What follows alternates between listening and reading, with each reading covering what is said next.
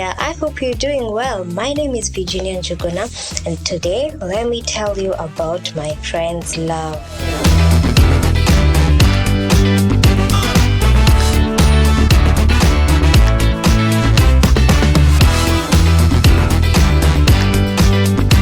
Karibuni sana to this beautiful podcast called My Friend's Love. If you're joining us for the very first time, karibu sana. Yes, today we're diving into a very beautiful discussion. But even before we proceed with the discussion, let me just say I am grateful to God that you are alive to listen to this podcast. The fact that you are alive reminds us that God has a purpose for every single one of us, Yes, I hope you've had a lovely week. I hope also that you prayed for a friend, you checked up on a friend. Amaniaje, here we are getting to do these things as we tukisonga, as we get to grow and check up on our friends. Remember the other episode we said people are hiding in smiles, and my friend, that has not allowed that to happen. So yes, diving into today's episode, it's a continuation of a short series we started. And this short series that we started, it's about my healing recovery journey from the state of depression that I was in. I am grateful it didn't take me away. Yes, I am grateful to God for that. So I know as I share this, someone else is healing. Someone else is getting to a place of seeing manze depression is real, yes, but the solution is not to end your life, So we are here to prevent suicide. We're here to talk and pray for one another. Amaniaje. So yes, this short series is about my recovery journey, and I'll begin with a short story a video that I've watched this week. And in this video kulikuwa na this lady, I don't know, it was not a lady, it's just a random video. You don't see who is talking, and it was like someone is saying, imagine you're being rained on, you're headed home, then you're being rained on, you didn't carry an umbrella, so you're soaking wet. So the only thing unauliza utafika home sangapi, you just remove the wet clothes and then put on the warm clothes, and then the first thing unafika kwa nyumba, that's the thing you do, you remove all the clothes that you have because they are all wet. You just go to your bedroom and look for something that will keep you warm, and if it is in the ile season ya baridi sana, you get to look for warmer clothes, and then from there you go take a cup of tea. Yes, you just take a cup of tea, a Kenyan tea kama wewe ni Mkenya, or there are those who prefer coffee. You just go take a cup of coffee to just keep you warm. Ikizidi, you still go close to place kuna jiko, like unakaa karibu na jiko ndo upate joto, you see. And it's a process that has taken place for you to get to a place your body is adapting now to the joto that is around, and it is the process of healing, how it happens. And when you're healing, you just don't heal instantly, you heal and it takes time. It's a process, it's a slow by slow process, but with time utafika place you're supposed to be in your healing and recovery journey. So that story really got to me, and I was like, you know what? Hey, I have to talk about it on this episode. And here we are. Yes. So hey, our society has taught us to obey and respect our elders. Sindio. Our society also has taught us that you have to get married early. Kwanza hiyo, that's the second thing, that manzi, if you're not married at my age, uko na kasoro. So me being brought up from Gishagi, there are people, maybe umelelewa in town, but for me, I'm brought up in a place, a Gishagi, or let me just call it a village, where your age mates are already married and they have children. Not even a child, your age mate have 2 children. And if you are in a place where you're not firm with yourself, you will lose it. You will lose it and you'll start comparing yourself with others. So this takes me back to the period last year when I was so deep into depression. I could now see, I could now look at my friends, they're getting married, they have children, my age mates, you see. And then do me hapa, I'm not engaged, I'm not getting married anytime soon. And that thing could really hit me deep. I was like, manze, you're so useless to your family, Virginia, you should just end your life. Because manze, and the fact that you're in this depression state, inakufanyanga yuone ni kama watu wanakuongelelea times 100. So yes, maybe there are people who are talking about it, but the depression state makes you see, manze, everyone and everywhere you go, it amplifies the situation, and it is a very bad state to be in. And again, that is what the society has taught us. Manze, you have to get married, you have to be a mother. Like, why are you getting all these papers for? Why are you working hard? Like, why are you working to become a career person? When you want to become, you see all those things, the society binds you, and it takes you to a place, manze, you better have to be careful with what is happening, And it got me to, manze, I've told you my state. I was like, manze, I'm not engaged. It was a very, very, very, very bad state to be in, that I wouldn't want to go back there. Right now, I know I have to wait. I know there's so much God has taught me in my healing journey, but I pressured myself on that. I pressured myself on it. And let me tell you, people think that your pressure inafikanga msee akifika 30. No, it starts even at this age. Actually, no, I was 24. Yes, it starts as early as your fellow sisters, not sisters, but your age mates. They're in states of marriage. Now, wewe hauko. So they put you like you're too old, you're very old. So the pressure is there. It starts as early as 24, 23. And it grows all through. The more you grow older, the more now it becomes worse and everything. And that pressure is a very bad place to be in, So that is what the society has taught us. That is what the society has brought us into. Now let's cool up kidogo. Cool up kidogo, and let's talk about another thing that the society has always brought us into. The society also has taught us you should obey and respect your elders, right? Now, let me go back to my situation, how it was. My situation was I was in an environment where I was part of the team leading, and my fellow team leaders, their kind of leadership is different than the one I thought. But because of the setup that we were in, I knew these are the people who my thinking is also their thinking. I'm slowly getting to learn that we are different people in this healing journey, but I thought we have the same purpose. Like, we're supposed to give God our A game. We're supposed to enhance teamwork, because manze happening just to do everything and then God to be glorified, you see. But the people we were with are totally different. Their thinking is totally different. There's no teamwork for them. I don't know whether they thrive in division. Not all of them, but many of them. And you're wondering, you guys, we are the body of Christ. And that thing could really torment me. That thing could really break me. I'm like, manze, God, basi si mimi nisingekuja hapa. And now worsening it to the place I was in, the state I was in. I didn't know I was in depression, but in a place of overthinking and things being amplified. Now this thing was being amplified. How these people don't want, actually it was not amplified, it was there, then later ingekuwa amplified, and I know through that amplification ndo ninge react in a way.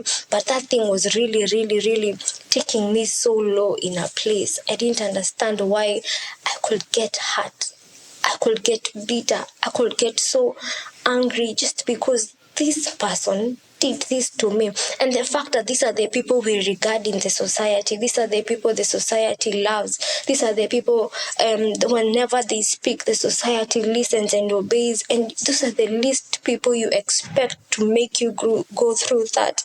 Now back to what I was saying about what the society has taught us. From our childhood, you were told you should obey your elders. No matter what they do, no matter they are wrong, you should obey and respect them. Then you're coming to this state where as you're obeying and respecting them, they harm you. These are the people you least expect to be against you, but there are those who end up raping you at a very tender age.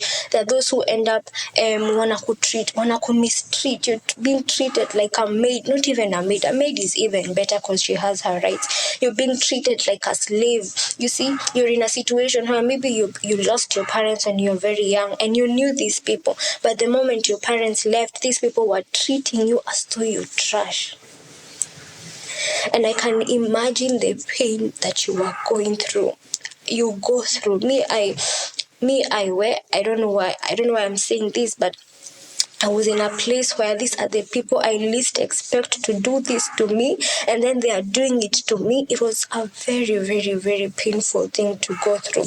And then knowing that I'm part of the team leadership, so my work is to communicate with these other people. But I'm left wondering, what am I going to tell you guys? What am I going to tell you? Because you all know we're supposed to do it we're not supposed to, but we should give it our A game.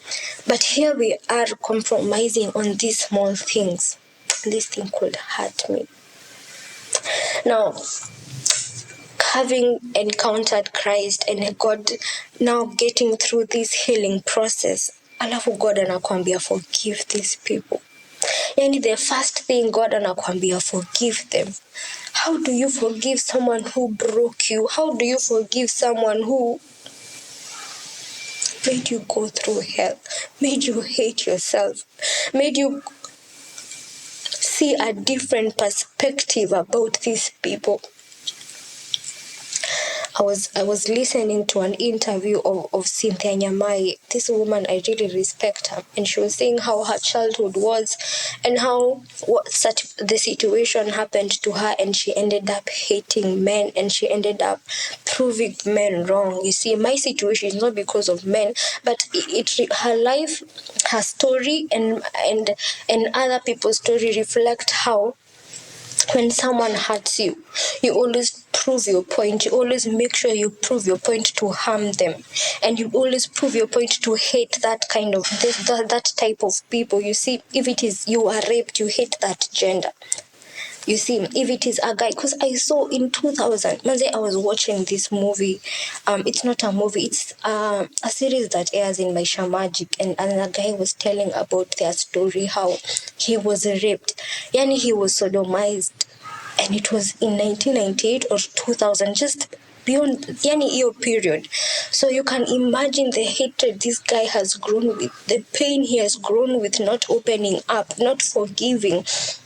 So you find yourself hating the people who made you go through that, and yet see what? And then God tells you to forgive.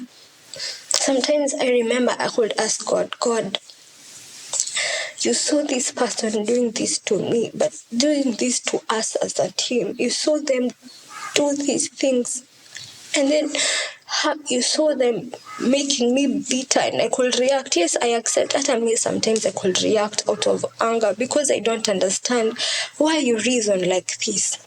And let me say, I was in a very broken state, but I am grateful to God, because it's like when you're going for swimming. I'll just give it an example. When you're going for swimming, when you're getting to learn how to swim, this person who's teaching you how to swim tells you, jiachilie tu kwa maji, maji itakubeba.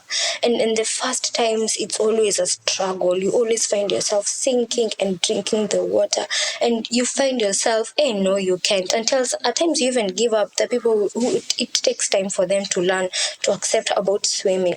But the moment you just start swimming, umejiachilia juu ya maji.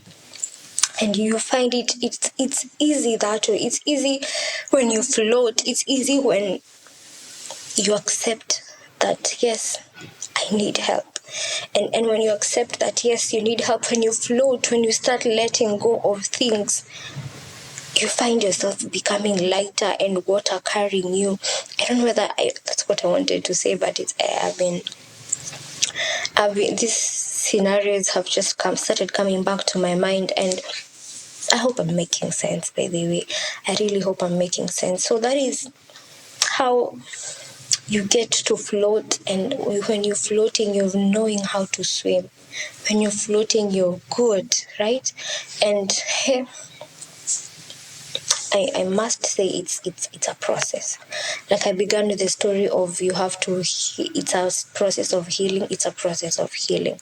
So yes, healing is not easy, and even obeying God is not easy. But one thing I know, God has a reason, and He took you through that so that you may become a stronger person, that you may be there for other people, you see. So forgive them. The pain, there was so much pain, there's so much bitterness, there's so much anger. And then God anakuambia uachilie. How do you even do that, God?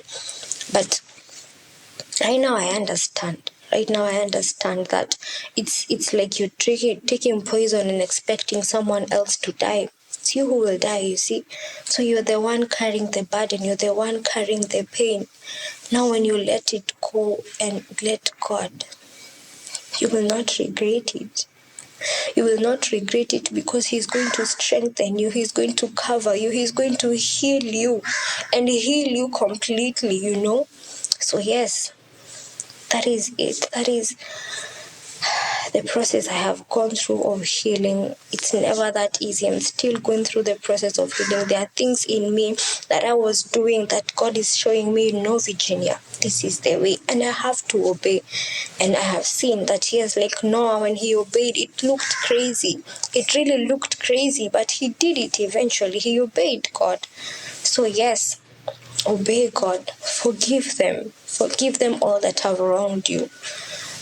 I'm not just telling you to forgive, because forgiveness also is not an instant thing. It's God working on you. It's God teaching you how to forgive.